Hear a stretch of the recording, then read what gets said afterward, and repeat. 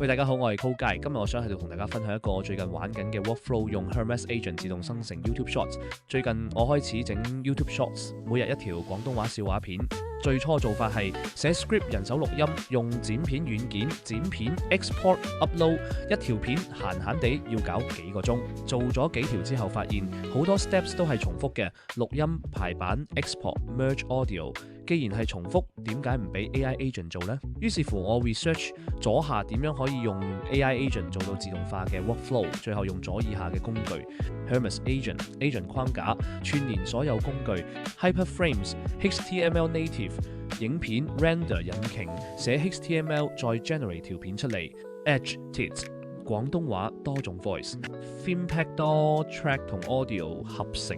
點解用 Hyperframes？ 因為佢用 HTML plus GZAP 定義畫面，對 AI Agent 嚟講係 natural format。Agent 寫 HTML 遠比操作剪片軟件容易。講咗咁耐，不如直接睇 demo。一開始我同 Agent 講咗個點解天上面啲星星咁遠嘅笑話，然後叫 Agent plan 點做個 video。Agent 就幫手 rewrite 做父子對話。阿仔問爸爸點解天上面啲星星咁遠嘅？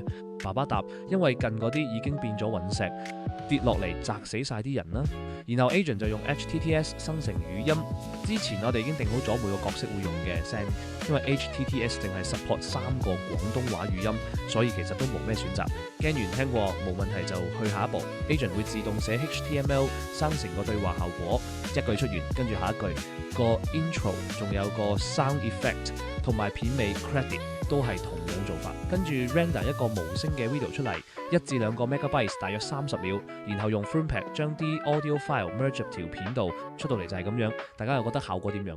另外咧，仲做咗一個可重用框架，而家每出新一集只需要改3樣嘢：1 TTS files， 而笑話或者對話內容；3每個場景同背景音樂嘅 timing。Template 而家係固定嘅，所以第時出新一集，我只需要一句用呢個笑話做 next episode，Agent 就自動行晒成個 pipeline。而家成個流程，人同 AI 分工合作 ，Agent 負責 TTS、HTML 同內容動畫生成、timing 計算加音效，人就負責內容構思、工作審批、timing 調整指示同 final output 驗收。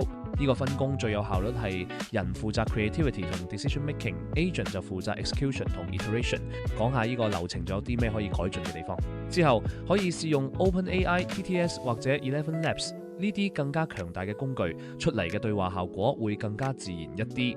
係動畫方面，而家係比較靜態，未來可以用 Remotion、Hyperframes 做翻多啲角色動畫同場景轉換，仲可以做埋 auto publish 去 YouTube， 同一內容 publish 埋其他平台，做到最終一條龍自動化。好快總結一下 ，AI Agent 可以幫我哋將成個影片製作流程時間由幾個鐘變成幾分鐘。佢唔係取代創作者，而係令大家可以更加專注喺創意本身。